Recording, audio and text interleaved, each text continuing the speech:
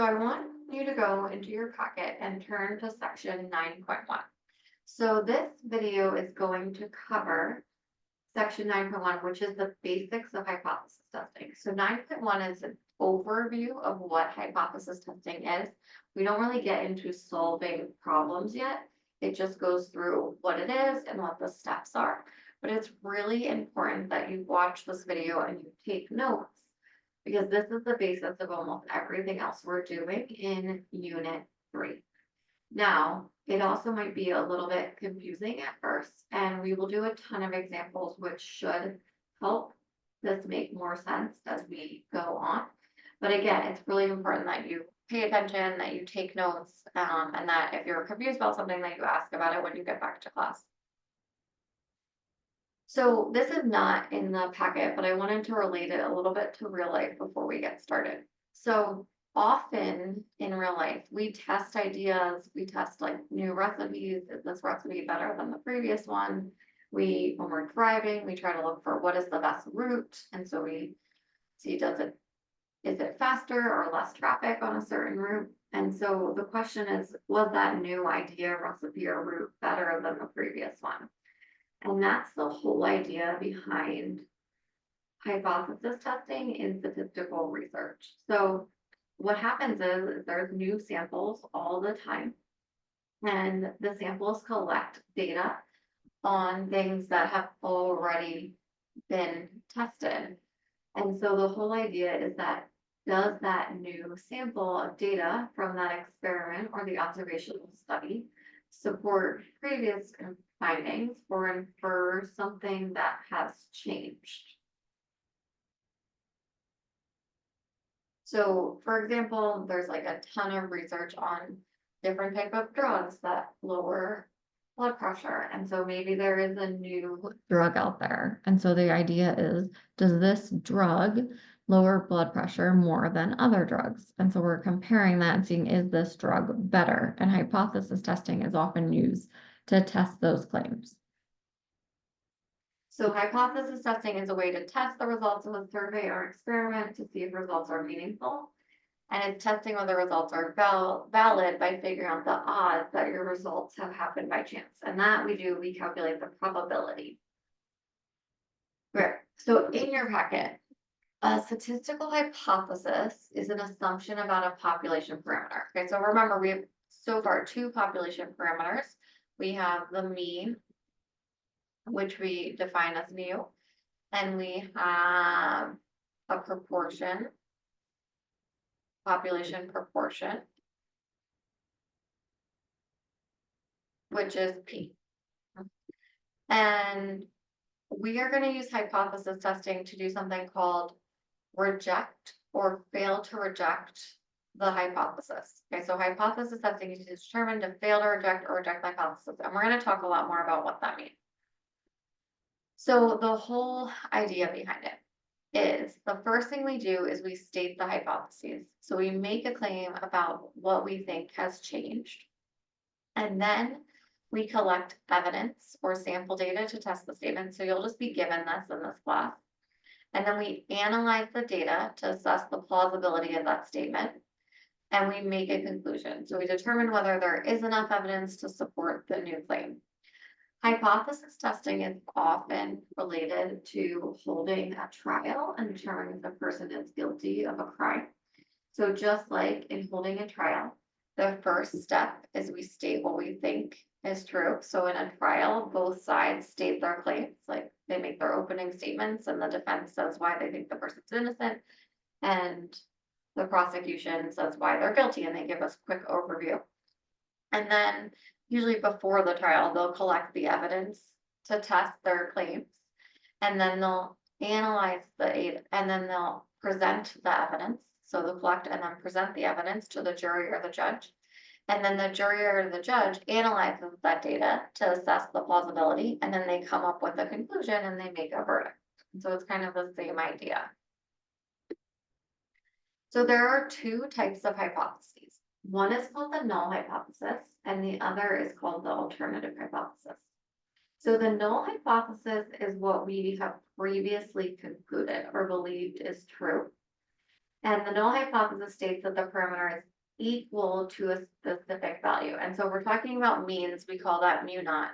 The key thing is mu naught is a value. It's a number that they'll describe in the problem. And how we denote the null hypothesis is H naught, and we always use equal for the null hypothesis. So if we're talking about means, it will look like you'll say H naught, and then you'll put a colon, and then you'll do mu, because that's the population mean, equals, and then we'll put mu naught. And again, mu naught is going to be some number that we're going to put there. That's what the null hypothesis looks like for means. If we're doing proportions, it's the same idea, but we use the population P, and then we usually call it P naught. And again, same thing. P naught is some number that they're going to give you. It's going to be a proportion. So it's going to be a percentage that we put as a decimal here. And then we're going to say P equals that. So this is the format always for the null. And this is what was previously believed based on past research. Okay? Then the alternative hypothesis, we denote it as H1 or HA. That depends on your textbook. And then you can say H sub 1 or H sub A. I usually just say H1 or HA. And there's 3 different types of alternative hypotheses. So there's 3 options for the alternative hypotheses, and that's going to depend how they describe it has changed.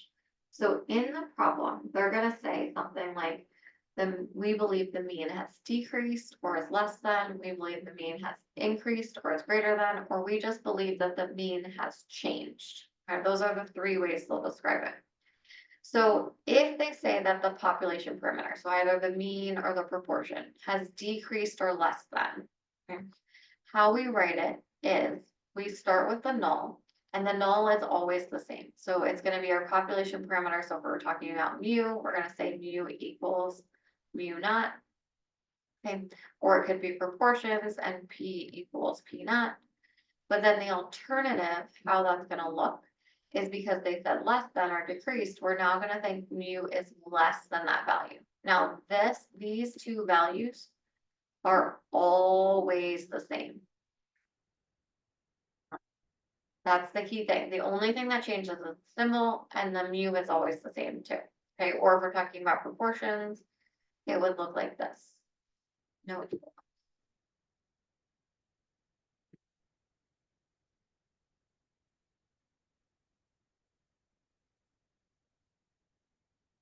Great, and for our class, we always do just a strictly less than. Do not put less than or equal to. If you watch videos from other places, they may do that, but for our class, we always do just less than.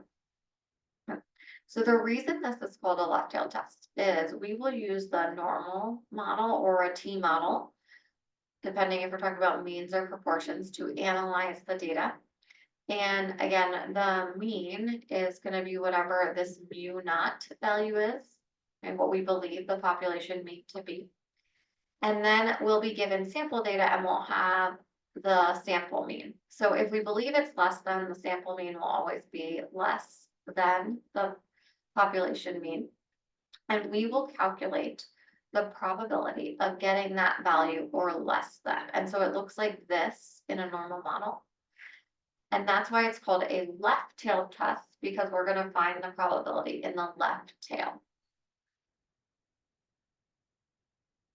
The second type is called a right-tailed test, and that's when we think the population parameter has increased or is more than. Okay, so the rest of it I'm just going to write as mu, so I don't have both symbols, but I want to make sure you know it could be mu or it could be p.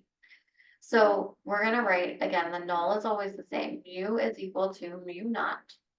But then because I think it's increased or more than, we now think it's greater than this value. So that's what it looks like. And if we draw the normal model, or in case of means, we would actually draw the T model, which are very similar. We would put our mu naught as our mean. And then X bar would be somewhere to the right because it's going to be greater than. And we would find the probability of getting X bar or something greater. And then again, that is going to be called the right tail test because we're shading the tail on the right.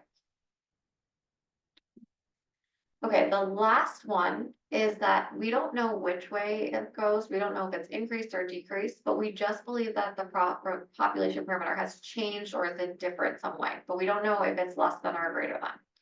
So again, the null is always the same. But the alternative we just write is does not equal because we believe it has changed. And again, these are always the same value. And this is called a two-tailed test.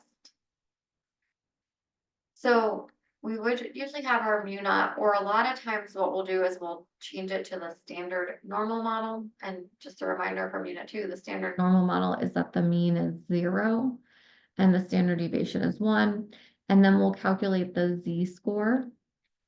And we'll find the z-score by doing like x bar minus our mu naught, because it's the population mean, divided by whatever we use to approximate the standard deviation. So I'm just going to write the standard deviation, but it's not going to technically be the population standard deviation.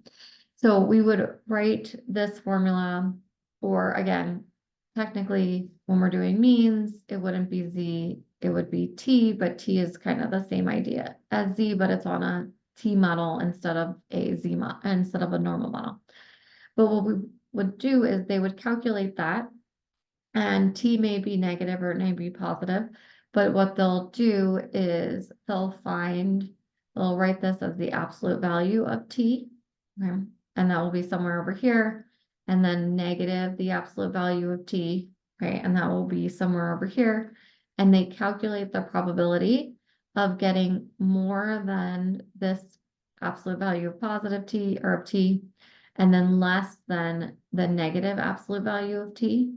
They'll calculate those two things, and that is called a left tail test because we're finding the probability in both tails. Okay? And again, we'll talk about more how to calculate things as we go on. But the main thing you have to know is how to write the hypotheses, and then you'll have to tell like if it's left-tailed, right-tailed, or two-tailed. Okay, so let's look at writing the hypotheses. So step 1, when we do hypothesis testing, is writing the null and alternative hypothesis. So this is a really important step that we will do on all of our problems. So this says state the appropriate null and the alternative hypothesis. So boxes of a certain kind of cereal are labeled as containing 20 ounces. An inspector thinks that the mean weight may be less than this.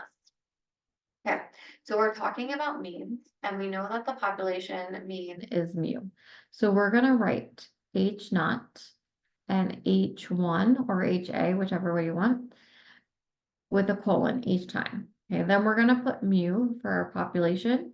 And I'm going to put that for both of my hypotheses. And for the null, it's always equals, and we put it what it's believed to be. It was 20 ounces. So we're going to say equals 20. And then the alternative is going to be the same number. The only thing different is the symbol. So then we look back to our problem, and it says they think the mean weight may be less than this. And so we put the less than symbol in. And so this is the null. And this is the alternative. And this is exactly how we write it.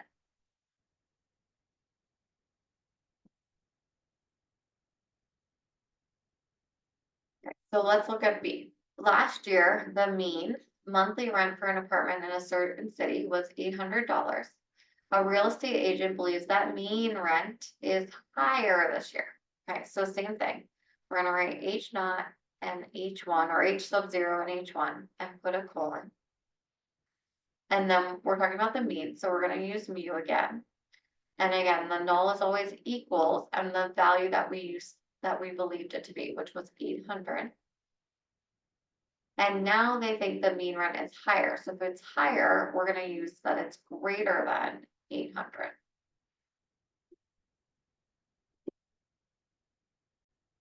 And so again, this first one is the null. This is my alternative, and that's all we're doing right now. Okay, so C says a restaurant found in the past that 80% of customers were satisfied with their food. They want to determine if a customer satisfaction with their food has decreased. Right. So we're looking at 80% of customers, which is not an average.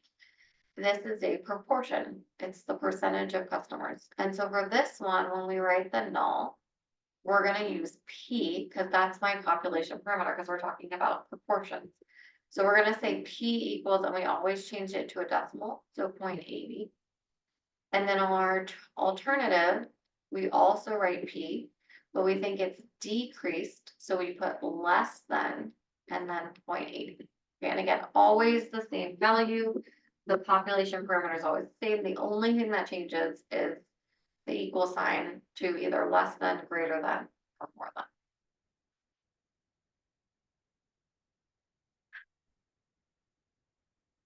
Okay, so in D, it says in 2020, 36% of the 18 to 24-year-old Black population has enrolled in college. The U.S. Census Bureau claims that the Black student enrollment has declined. Okay, so again, we do each not, each one. We're talking about a percentage of the population. Okay, so that again is P, which is a proportion. So we write P equals, and then we put 0.36.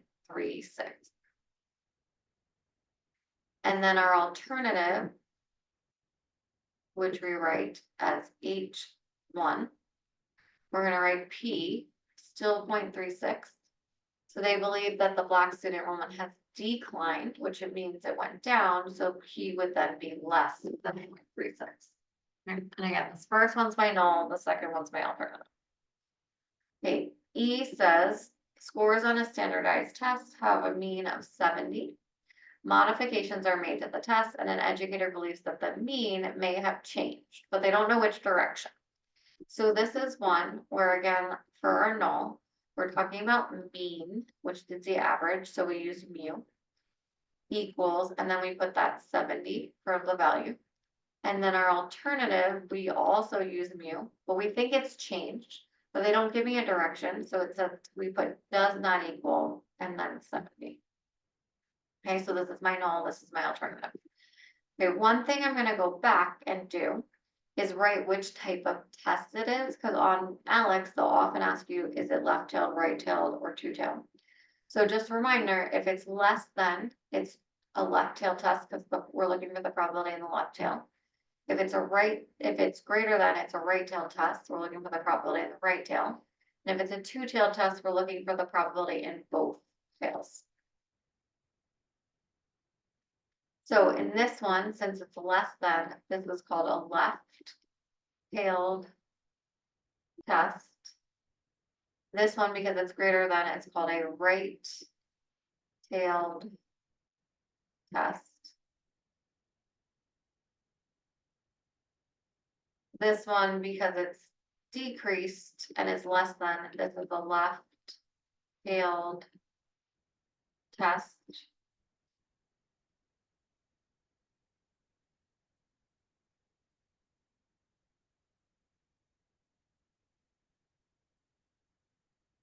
Okay, this one also decreased, so this again is a left-tailed test. Okay. And then the last one, which was does not equal, is a two-tailed test.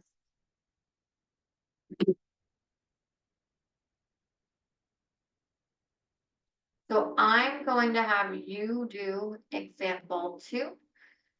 You can pause the video and practice it, but then this is gonna have a few quiz questions on this video where you're gonna do question 2 so that I can see how everyone is doing with it.